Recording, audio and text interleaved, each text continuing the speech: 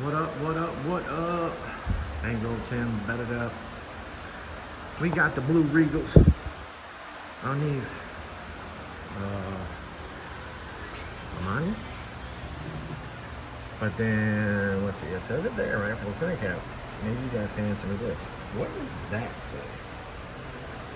That looks like SD with a sword going through it. Let's look at it this way. I have no idea. Whatever. 24s. As you can see, we got it up on here. I'm going to be changing the upper ball joint shaft because that's the Pro Touring one, which is too long. You can see the snap ring for the boot is laying there. Boom. We'll get that changed. I'll get the frame piece cut, the stop cut off the frame so that way everything travels properly and no banging and clanging shit. You're doing the alignment, custom alignment like I do. I'm gonna be frame notching, which you can see. Yeah. So frame notch, custom alignment, change that. The back. Got that 24 on here. The car is tubbed. Once I get the wheels off, I'll show you guys that. I did not tub it. Somebody else tubbed it. Car is frame notched, full rail notch. I did not do that either. There's some other things going on. But finally got the time to get it on the lift. The green Cutlass took a lot longer to get done. I ended up having to put a true track in it and all that. I just posted that video. A lot of adjustment to the suspension, shit like that. And at the end of that video, when I said we couldn't get it to run and this and that, well, guess what? It didn't have no gas in it. But the gas gauge was reading, so anyways, he took it up there, took it home, put some gas in it, put some pipes on it, stuff like that, getting it tuned, all that. Took it to his first car show. But anyways, this car, the Regal. I'm gonna be changing those brackets on the bottom, be putting these gold brackets right here, boom, boom. And the weld-on stirrups, which I have two right there. I'll weld those on there, put these golds on there, the bolts and the spacers on there.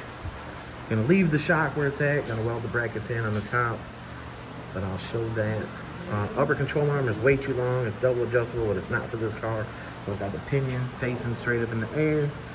So I'm gonna take those arms, cut them, put a piece of tube over them. So I'll cut 1 inch out of them, maybe 1.5 inches, and I'll put a piece of telescopic tube over it. So I'll show that too in this video on this cow, on this Regal, on this G body. Rotors, obviously that's the wrong rotors, too short or too small in diameter for the caliper. You see how far it's off. We have right there on the floor the other rotors that they think are the ones that fit it. I did mic it up or mock it up to it, and it does look like it's bigger, but we'll be putting those on there, taking these off. And yeah, so as we get into this, I'll be showing y'all. So let me get these wheels off, and I'll be right back with y'all. All right. I'm back. I got all 4 wheels off. They sitting over there. Got this frame cleaned up. I cut out that bullshit. It was already hanging. There's no bolts. The bolt fell out of there. But anyways, so drew it out. I take the cut off here now. I cut this line, cut here, cut there, cut down. Keep as much material in this plate that I want. The reason you cut down here underneath is that way you cut that brace that's inside, so this plate will come off in one piece. Take it off one piece. These lines are here, so that way I'll cut this. I'll cut this with the straight line. The curve I just put in there, but the straight line, and I'll cut that piece off and roll that one under. But this whole piece will get bent inwards. Just roll it right in. And then same thing up here. Slice here, slice here. I gotta make the bottom cut to cut out what I want to cut out. Which normally you end up, this is your curve spot right here. So you end up, you know, a little bit into here. And then this would be, I don't know, this car is a little goofy because I've never seen one open this much, unless it's just bent up. It's different than all the other G bodies. There'd be almost a perfect round hole here, but this one don't have it. So that'd be gone anyways. And then what I normally do is once I cut it open, which I'll show, I beat this up a little bit. And then I'll fit this piece back in there and trim off what I have to. So this bottom corner will get, because you have to go inside here a little bit, I'll cut a little corner off here. But then I'll patch plate it here, some 3-inch 3/16, and then here, same thing, 3-inch 3/16, and this will be rolled in. This bottom piece will be cut off, so it'll just flow. All right, yeah. On to the next step, y'all. Be right back. And there we go. There's the piece right there. It's not overcut, nothing. You know how to work a cutoff wheel. Makes a mess. You got a beard, burns the shit out of it. All right, so as you can see how that brace, how that reinforcement is, I cut right along the edge of it and I broke it right off. So now this piece, I'll just take and cut it back a little bit. And see, normally I go to like the center view, but I always hate working with this hole because then I split it and the hole on one side, hole on the other side. But when I cap it, whatever. But this time I went back a little bit because I always end up with this corner being a motherfucker set back in there. You actually got to take that plate right there and cut that corner off to get it to set back in here where you want. But now I'll slit this and I'll slit this. I got to be careful not to hit this brake line that, you know, I'm not perfect at brake lines, but damn. I don't want to break it. I don't want to cut it. But I'll slit that and slit that, be able to roll that back. I'll cut that, and I'll probably get my cut off the bottom first before I can actually roll this in. But this side I can go ahead and slit, and roll in. Yeah, frame notching, G-bodies. A little helper guide. I'll be back. Wrap that up, I'll be right back. Here go Tim. All right. So, I got the piece put in there, and then I fitted it like around the top to fit the curve, but I had tacked it in those 3 spots, as you can see. And I got down here. So this time I didn't have to flex the bottom up. I just got this piece in there where I wanted it, and there was an edge out here on the bottom. So I ground it to fit. Up here, same thing. This was sticking out more on top. I ground it. Now I'm gonna be able to lay the weld right in that hole. Bam. And then down here, I'm gonna go ahead and weld into the bag. But right here is over because when I put the plate, the 3-inch piece right here is gonna overlap here and here. So it's okay to have this hang over. Once you put this piece in here and tack it, then you can fit this bottom to get the gap that you want to fill that gap in. That way you ain't gotta polish up no welds, but if you polish welds, leave a big gap, fill it in, and then you know how much material is there to make it a smooth notch. All right, y'all, I'll be back with some more fitment. Okay, there we go. I got that piece welded in there. I ain't got nothing to hide. Not too bad. I guess I could have done better. Then I made this piece fit in there. Now I'm gonna fill all right there. I already filled the bottom. I'm gonna fill across the top. Obviously fill this. I'm gonna go a little heavy on that. Down here, I got that piece right there to fit. And now I'm gonna be able to fill all this in. You gotta be careful because the mount's there. So keep an air hose with a blower on it, ready to go. So when that rubber gets to burning, you can blow it out. Across the bottom. Yeah, it should look okay when I'm done. Might have to polish it up a little bit, but with some paint on there too, it should look just fine. I'm trying to get all these angles to show you guys. You know, but you gotta round it. And then when you put that piece in, you gotta tack, and then you flex this piece. You get this piece where you want it. Then like you can flex this out some, get it to go where you want it, tack, stuff like that. But your basic idea right there. Bed it up. On to the next little part. I know I need a stand, right? With the camera on there, the camera follows me. Then we have the time lapse. The video will be way too long, yeah. Alright, stay tuned. I'll be right back. Alright. So there you have quick, decent frame notch. For you guys that like to undercoat, there you go. You can put some undercoat right over that.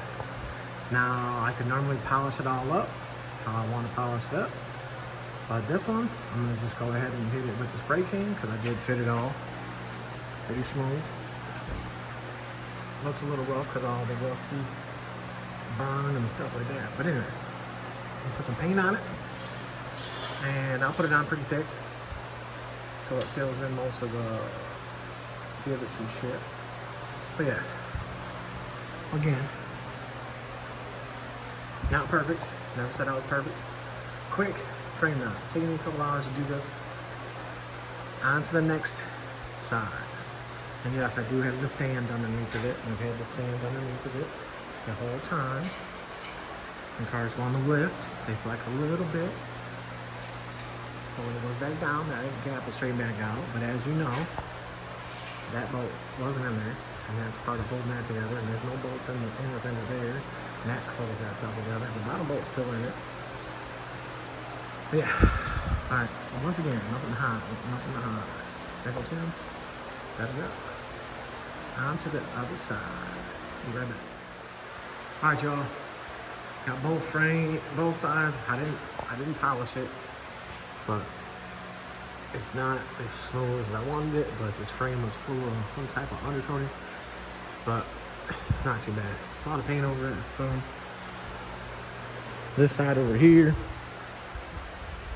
as you can see, it's wetter, but still a little wet. They had the frame notched for the e-brake cable, and then they had a piece of metal bent over. There was a section missing. So I put 2 plates in here. Welded them in the center, boom. But this side's, you can see it's way smoother than the outside. I didn't polish it, so that's the only thing different between this. So a quick notch, boom, didn't polish. Still gotta change the ball joints. So I'm about to change the ball joints. Get rid of the stop and cut the frame stop out the frame, and then obviously set it down, realign it, and then the back stuff. But yeah. Keeping it moving. Like one more time, I don't have nothing to hide. The shininess makes it look way rougher than it is, but it's fully welded. Everybody can see that. So good. And as for the back, I'm gonna jump on the back. So I'm gonna change these ball joints and jump on the back. So that way when I put it down, and I gotta change these 2 studs and Loctite all those in. Yeah, that's what we're at on the Regal for the quick notch, the quick fix, the quick setup. We're back. Yo, yo, yo. Boom. Put the shoulder shaft ball joint in here. I gotta tighten this stuff back up. So here's the longer. So this is Pro Touring. So this is 1 inch longer. So 24 is on G-body. You do not need Pro Touring. And then you got the shorter. Boom. All right, I already put this one in this side. Bam. Gotta have this tool set up to get it apart. It's the Allen key. We'll go over the zerk. You put this in the top with the ball joint up here, and it holds that center. You hold that, and you loosen the big nut. This is gonna go down in there, and then the other one, which is the one on top bottom of here, this is the top one. That piece right there locks it, so that way it can't back out. Let's see how this tool is for this. Yeah, I'm getting those changed. Gonna get the shims out of there. I had to put in the brake line because I hit the brake line when I was doing the notch. I already bled that out. This side, studs. Let's see, right there, spinning. There's another one. There's 2. Oh yeah, this one. I don't know why I tight those for them. Yeah, about to have the front done. I can put the wheels back on the front, and then I can tackle the back. Like I said, again, upper control. Look at the pinion angle, facing straight up. Upper control arms are all the way adjusted short. Now I'm saying these are either for B body or they're for 67 A body because of how long they are. But they're adjusted all the way short I've seen people before, they'll take the nuts off and then adjust it all the way, and that would give them, what, about a ½ inch more, which would bring it down, but it's not enough. So I'm gonna take one arm off and cut it.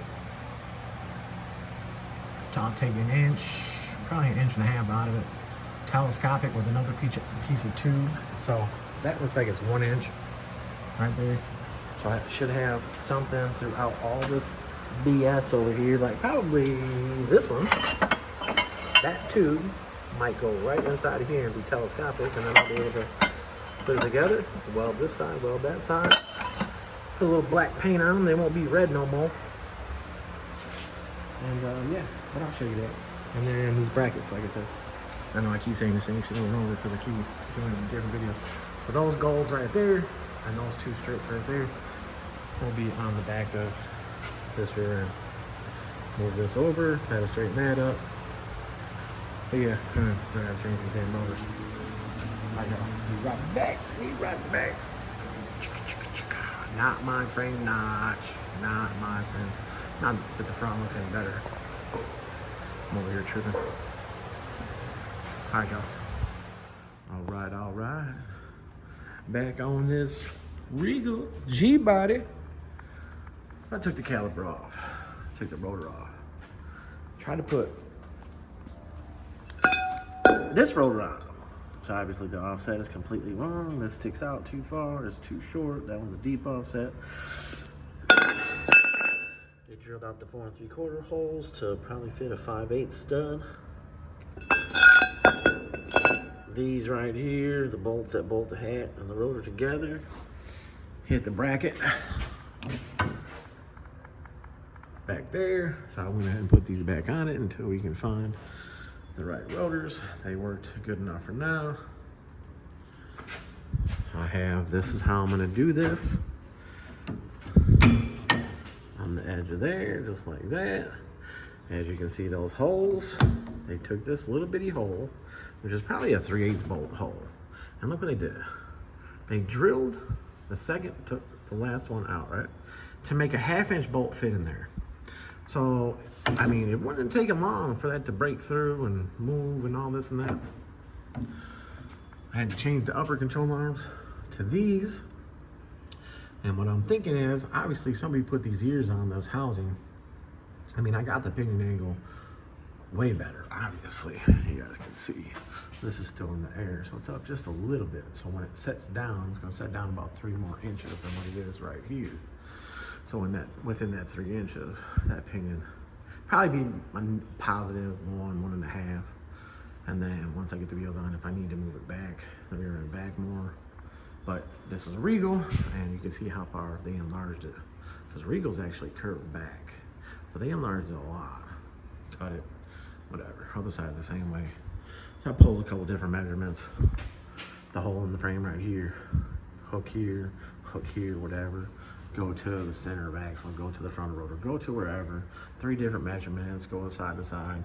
See if you can figure out if the rear end is pretty square. Right now, the rear end is square. The rear end is plumb.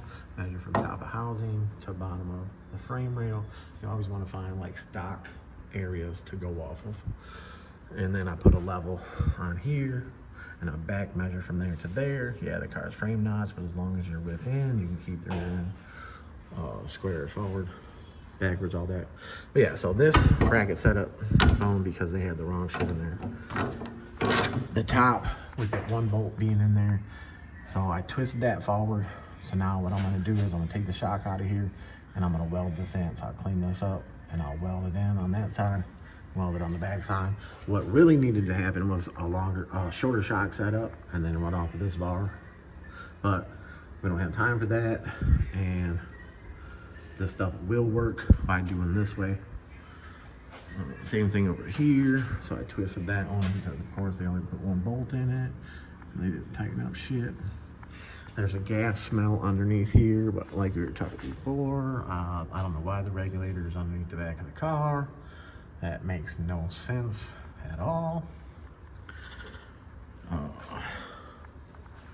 What else was I gonna say? This side, because it's a strange axle, so when you take this piece off, this outer ring right here, there's actually a bolt inside there. that holds this piece on, but it's on this side.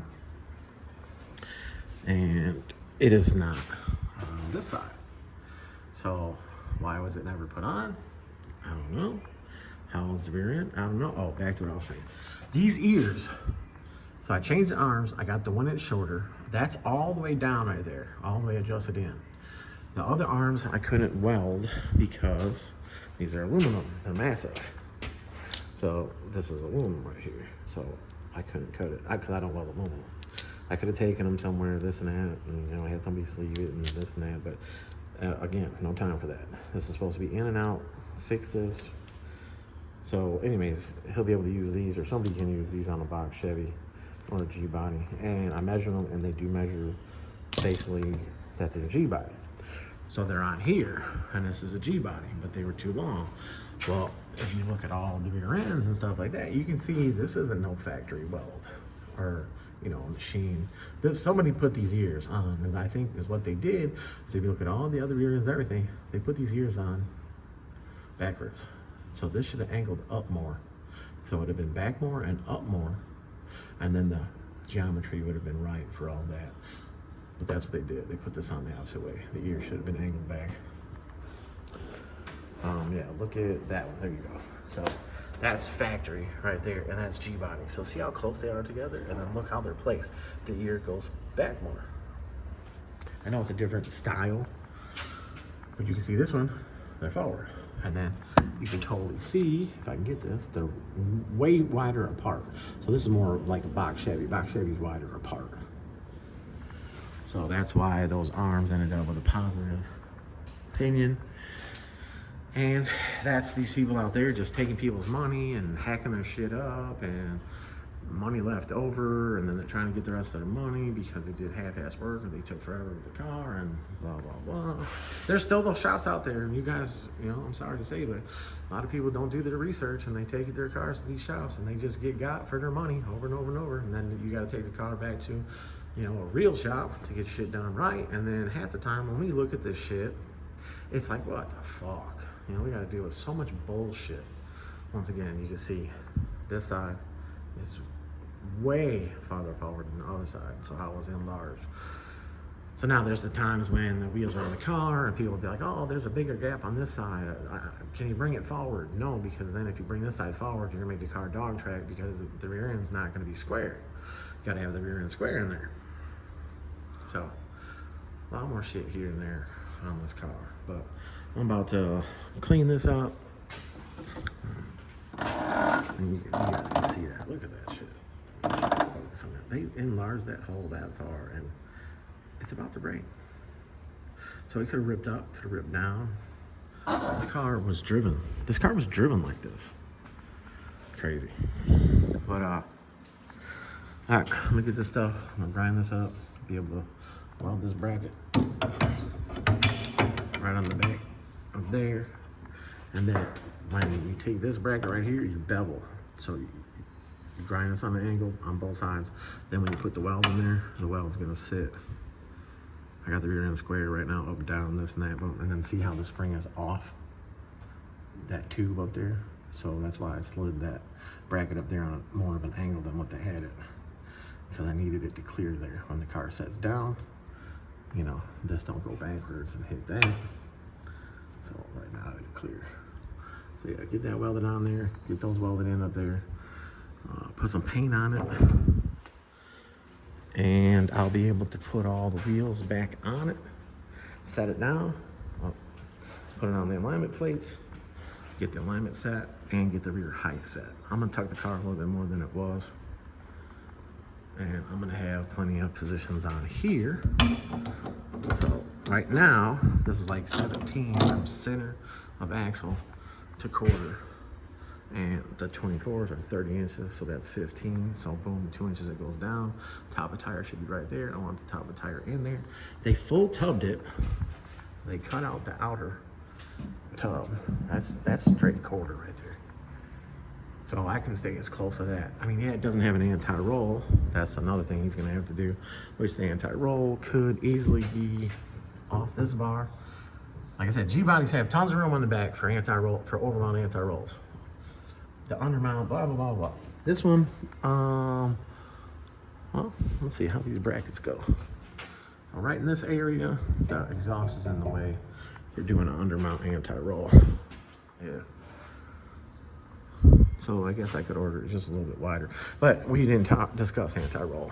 But the anti-roll could come right off the front of this. And then the tabs that go right here for the links. And then the links, you want the links, when the car's up in the air, you want the links to be down a little bit. Then when the car is at ride height, it squares up. You want that to be a square right there. So that's what it's gonna give the most, and it's not gonna bind and try to twist shit and put pressure in different areas. All right, y'all. I'm gonna get back to this, clean this shit up, boom, and I'll be back. All right, all right. I got the brackets tagged on there. I got them measured out, so they're sitting in the same spot. And the angle is the same. I went with the angle of the box. So it come back, you know what I'm saying, straight off the back of the box. That's right here, as you can see. So now I got them tacked on there. I beveled the edges so I have more of a gap. Focus.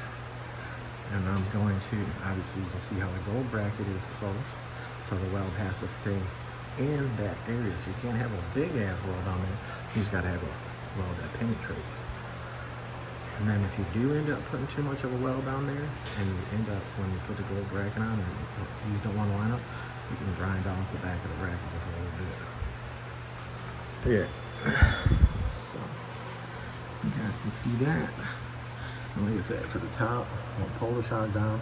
Since the nut is already half off for me, you know, pull the shock completely out of there, grind that area up there, and weld the front side and whatever I can get on the back side, and then I'll tighten that bolt up too. All right, y'all, let me weld this up, and I'll be back. All right, so I got these brackets. The light died. I'd have the light over here. Got these brackets on here. I'll put a little heavy weld on there. Put the paint on there. Got that in there. Weld it in all the way around. The light died, but not perfect, but it's welded in there. This is welded on. You can see. Let's see if we get a look at this side. So I painted it, let it dry. I put the shock up in there, and I'm like, wait a minute, that bolt slid in way too easy. I grabbed some shorter bolts because I don't want to be twisting it forever. And I was like, what the hell is going on? So, of course, this is all that was in there. Oops, no, I dropped it. So, the sleeves that are full, I'm not picking it up again. I lied. So the sleeves that go in this, for the bushing style, the rubber bushing style, are not in here. So he had the bolts in this big ass hole.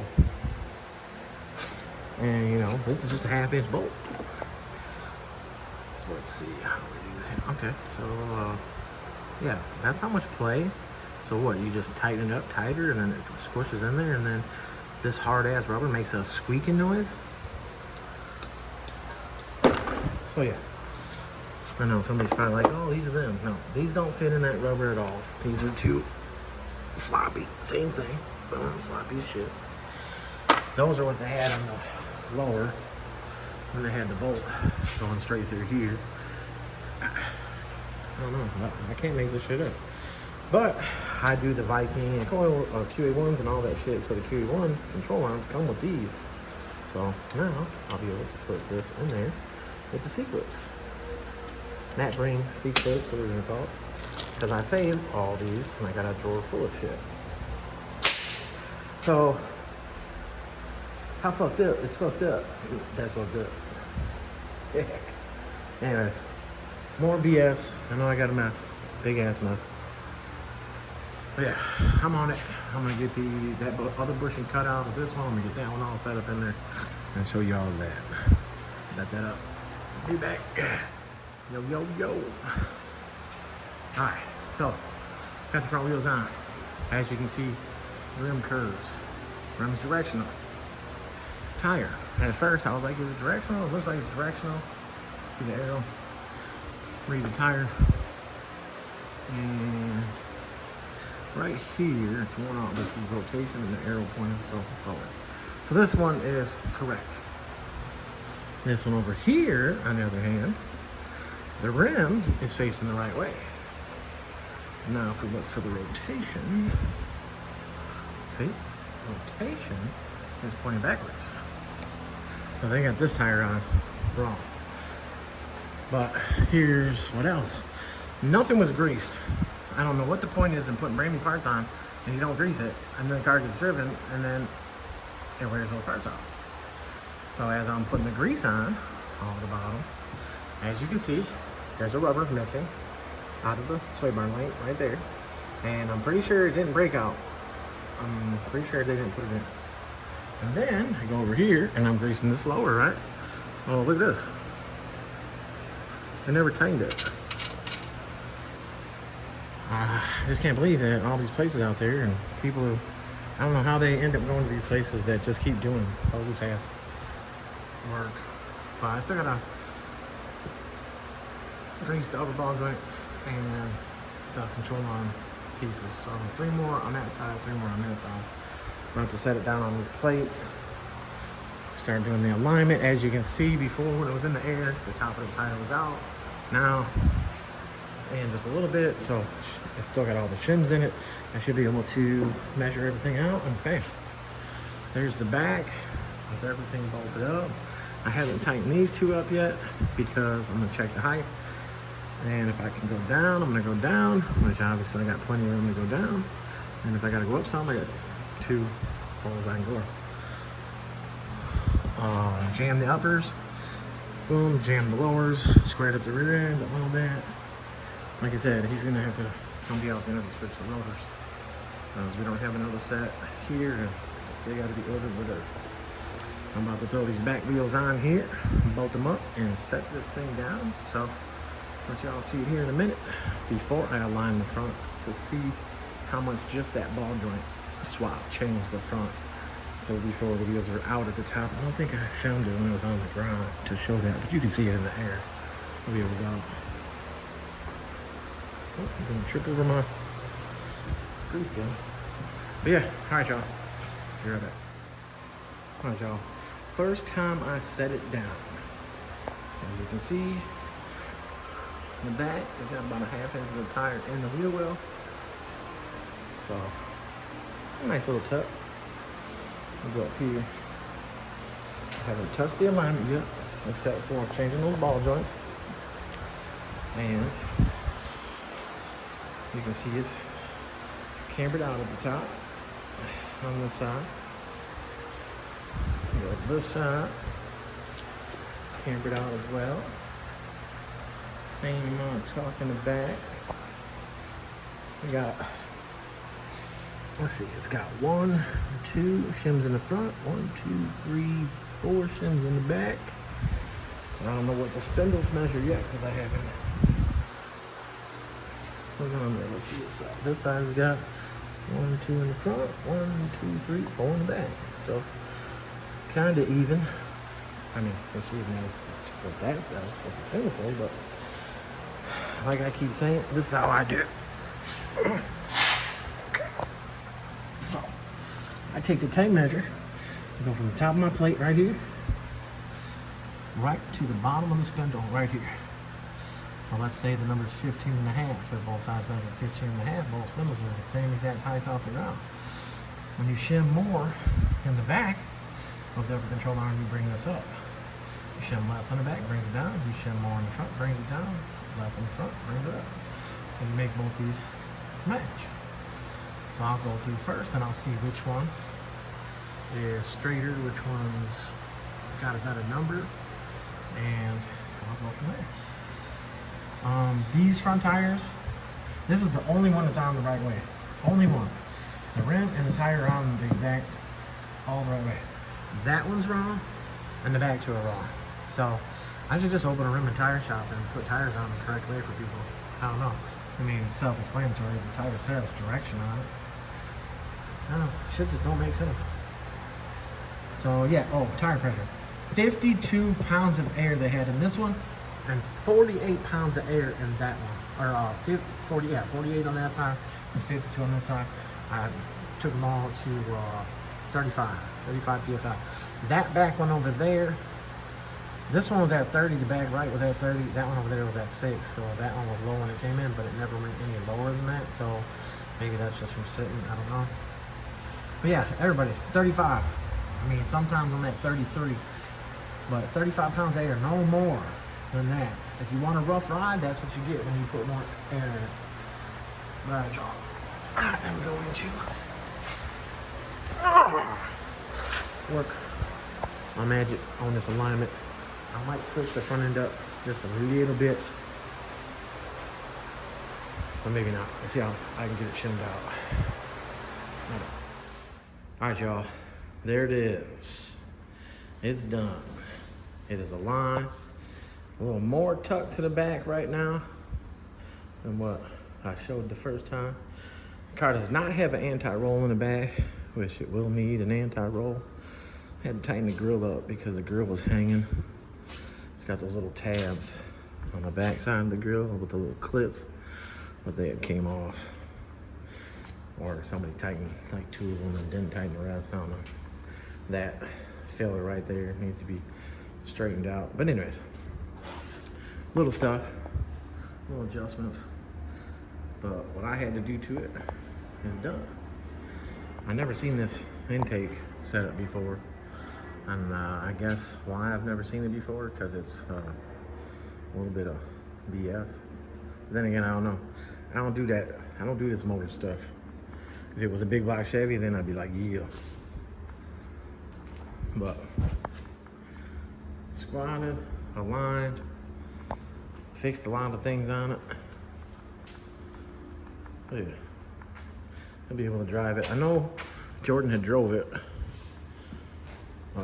with whatever else he did to it. I know there's a video on his page of driving it out in sound and stuff like that, but anyway. But yeah, there it is. It's done. Get this video up. And it's pretty clean wriggle. Interior. Some leather. Seats are a little dirty. Floor's a little dirty, but matching steering wheel. I think this is just somebody has some tape on it or something. Yeah. So that's all to clean right up. But yeah, car is dirty. Car is dirty. Bedded up. Bankroll 10. Fixing. As you can see right there, it hit the fender before. Now it don't. Now it's got full turn. And custom align. You guys seen all them shims that were in there before. So I left all those and I added one back here. The lock just started locking on there. And changing the upper ball joints. Hold the top in. And I put a pinch more height to the front. Like a ½ inch. But yeah. Alright, y'all.